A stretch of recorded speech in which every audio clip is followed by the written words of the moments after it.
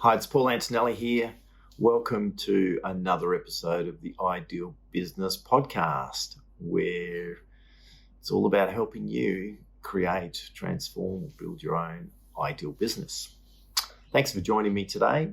I thought I'd talk today about efficiency. It's interesting because when it just sort of comes down to when people talk, everything, we should always aim to be or strive to be efficient, particularly in business. Efficiency, is your business very efficient? Have you got lots of efficiency goes on? What does that actually mean? I thought I'd sort of bring a bit of reality to it and a bit of a practical view on efficiency, what it means, and why it's important. Actually, why is it important to create an efficient business? The best place probably to start is to think of it as one of the ways to create a profitable business is to have whatever flows into your business flow through it from one end to the other, almost in a direct straight line as quickly as possible.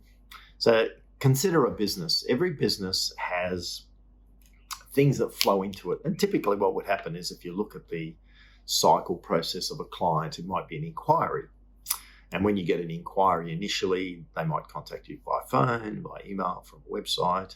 And then that inquiry needs to get handled. Potentially there's a proposal or a costing that gets sent to them. Someone might then look at that, come back with questions, order it, pay for it. The delivery takes place. Is there a follow-up with the client? There's these steps that all businesses have when they engage with clients. And it varies from business to business, whether it's a product or a service business. And the time that takes, that delivery process takes, varies as well, of course, depending on the service or the product. Is it being built or is it something that exists? But the thing to keep in mind is that if you and consider it as a particle, as a almost like a tennis ball is probably how I would describe it. And what you want to be able to do is there's these divisions of your business which moves from that initial inquiry right through to providing a quote, to getting payment, to delivering production. So this is a sequential process. In order for a business to operate at an optimal profitability, that ball, that particle, which is the initial kickoff point for all business, should move through the business in a straight line, directly straight, and as fast as possible. So it's no different than, you're trying to get from A to B. If there's, you're on a road trip, you're trying to get from A to B. The most efficient way to get from A to B is in a direct line between A and B, and as quickly as possible and as efficiently as possible. And examples of when this doesn't take place drives us insane as consumers. So, for example, you might contact an organisation you've got an issue with, and you will ring the help desk, and they say, I think that's an account issue. And so there's a contact, and then they might suggest that they'll put you through to the accounts department. You go to the accounts department, they say, no, that's got nothing to do with us. That more relates to sales. And then it zigzags back down to sales. And then they might go, no, it's actually not us. You need to go back to. So this zigzagging back, forth, up and across, when you look at that, is that efficient? Is it optimal? Not really, and it actually detracts from the client experience and also increases the cost base for the business. So an idea with efficiency, and the definition of efficiency is, and I'll just read, achieving maximum productivity with minimum wasted effort or expense. So it's basically, efficiency is the quality of being able to do a task successfully without wasting time or energy. That's another definition. So there's no waste in it. And what a byproduct of being efficient is it just delivers exceptional customer service, keeps the expense base low as possible, which of course leads to increased profitability.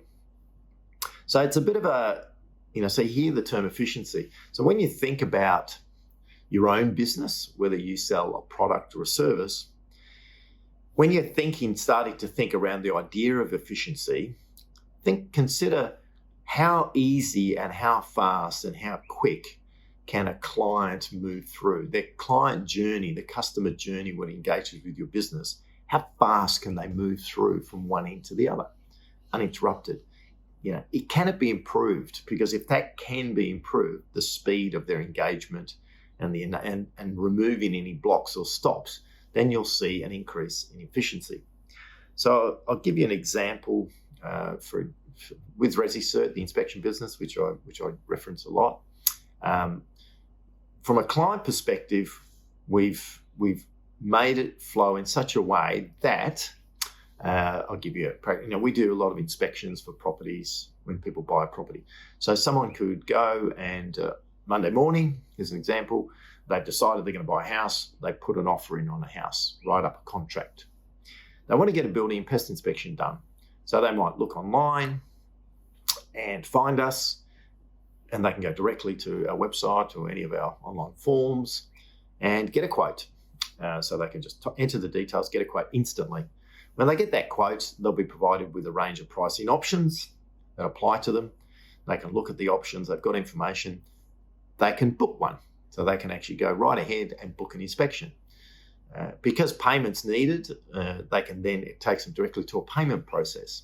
Now, as this flow is taking place, when they come and request a quote, there's notifications and information that's being sent out to our franchisees, our inspectors, and to other team members. So then they can actually book the inspection, then they can pay for the inspection, and without any human involvement, then that notification will get sent out to the correct franchisee, who will have all the details they need to make contact with the person to get access to the property, to book the inspection, execute the inspection, compile a report, and get it out to the client. Now, if a client, and just to so you understand how fast that can actually happen, and one of the reasons it can happen really fast is we've looked at wherever can we take out involvement of people in the flow, so you allow it to keep moving. So if that was the Monday morning that a client went and bought a property, they could have their report in their hand that afternoon, which is insane, So what it means is they can actually go, order it, pay for it. The inspector happened to have a time slot available that afternoon, go and execute it, produce a report, and send it out to the client same day. That's the same day. And these are very detailed reports. And that's always been, so that's an example of aiming to make it as efficient as possible.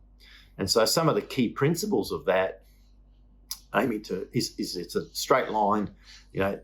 There's no blocks. We don't actually want to have blocks. That's actually very important when you're actually doing flows like this. You don't want to have anything that stops the flow, anything that prevents the flow from moving forward. You want to allow it to move on its own if needed. Of course, there's a number of different tools that you can use and processes, but that gives you a bit of an understanding of why it's important to have efficiency. Now, if you can do things like that within your own business relating to your product or a service that you might do, what you're going to find happens is the client satisfaction level is going to increase. Going to go, wow, this is fantastic. What a great experience. And that's why we have, like with that particular business, we have a 93% rating, satisfaction rating, because they can move really fast from it. And that happens with anyone that gets engaged in that process. As a byproduct of that being as efficient as possible, a direct line, and as quickly as possible, it obviously keeps the cost base as low as possible, which increases profitability for anyone involved in that process. So you can see how and why efficiency is actually a really important thing. So how do you go about, so when you're looking at your own business, what are some of the things you could consider to look at how you can make, and how do you measure it? How do you actually measure efficiency? How do you go, how efficient are we? Obviously we know that if we talk about fuel efficiency, which is a really, really good example, we can't just go, oh yeah, car's reasonably fuel efficient. It's a fuel efficient way. It uses a lot of fuel. It's not very efficient. There's got to be a number, how many litres per 100 kilometres. And that tells you if it's using 4 litres per 100 kilometres, it's really efficient. If it's using 15 litres per 100 kilometres, it's not that efficient. And so you need to have some metrics that will give you an understanding of how efficient different aspects or processes in your business are. So that's the first thing to do. If you want to look at how efficient any part of your business is, you need to define the KPI or the metric, and you need to measure it. It's actually really important, because if you don't measure it, you can't tell, is it efficient? And you can't actually tell if you've improved it, of course. Now, part of a start point when you look at, so keep in mind that engagement process. And what we're always trying to do in all our businesses is solve problems for clients. And when we solve problems for clients, we want to do it in a way that leaves them with that was just an amazing experience. That's actually the ideal, the optimal outcome that we can achieve. So when you're looking at efficiency in your own business, whether it relates to a product or service, think about that flow. What's the client journey like, from initially touching base to getting information from you, requesting, payment process, delivery? Just think about what that looks like. And is there things in there? And really look at what would it be if it was just ideal, like super, super fast, super quick, super efficient. People could do it at any time of the day, depending on what it was. So and the best way to do that is to look at how your business is operating at the moment, and look at typically how long does it take for things to take place, and what could you replace or could you put into place in that process. The other thing that sort of blocks efficiency, so when we look at that process, is one thing that's important is if you have a human involvement in part of that process. Really simple example is someone inquires in your business for information or a price, and you could actually provide it to them if you've got certain data, but you don't have that set up. So it actually an email gets sent to someone who then gets that email and organises a time to bring them back. It's not very efficient. I don't consider that very efficient, because that needs someone to get notified, respond, and call back. I mean, if it's something where you can provide the information to the inquirer without any involvement, then it's obviously better. It's more efficient. So one of the things to look at when you look at that client journey is it possible to remove fully, or wherever you can, the need for a person to be involved in that flow. Of course, we need to be involved, and our team members are involved, but where can it be removed? So you effectively get out of the way, so let the client move through. So that's one thing to consider. I have talked about the idea of, when you look at an efficiency, I've talked about the DAD principle, and one of the, which is detonate, automate, delegate. It's in another podcast, which I suggest you look at, the DAD principle. If you can apply that within the business, you're going to remove or eliminate things that aren't necessary. And the DAD is detonate, automate, delegate. So it's a really good process to consider when you're looking at improving efficiency within your business. Some other things to consider is to look at, and often, efficiencies. If you've been in business for 4, 5, 6, 7 years or even longer, things just happen and get built up. So you can improve efficiency by getting rid of things, simplifying things, removing what used to be very critical, but it's not that important anymore. So you can actually do that to make a really big difference to the flow that takes place within the business. And so that the idea of efficiency comes down to reducing the cost base as much as possible, improving the customer journey to the highest level possible, increasing the speed. And then you look at what you can measure. What are the things that you can measure? And I'm just going to give you some numbers to consider, and that you can measure to see how things are efficient or not so efficient. So an example is, if you've got a product or a service, what's the time it takes on average from an inquiry to a delivery for your product or service? What's the average time? Product from an inquiry to a delivery. So if you don't know that, it'd be really worthwhile looking at that. And you can, if you don't have that information, it would be really useful collecting that information so you can understand that better. How long, what's the actual time frame it takes, and what's it broken down into. So you start measuring some of that. And what would be, if you want to really be a bit of a disruptor or an innovative in your industry, what could you do to make that super fast and super quick? And so other people go, how do they do that? It just doesn't make any sense. It's so fast, it's so efficient. Another thing that, when you look at efficiency, which is linked into being very productive as an organization, is the revenue, and this is a metric that we measure, is the revenue per staff hours. So what we do, because in a business, you're always looking at, we need to expand the team, we brought another team member on.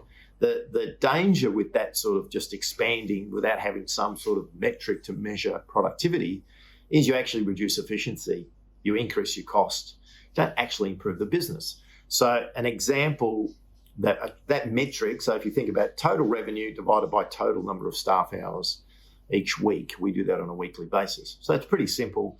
If your revenue for the week was 100,000, you've got, let's say, just 20 staff, 50 hours a week, that's 1,000.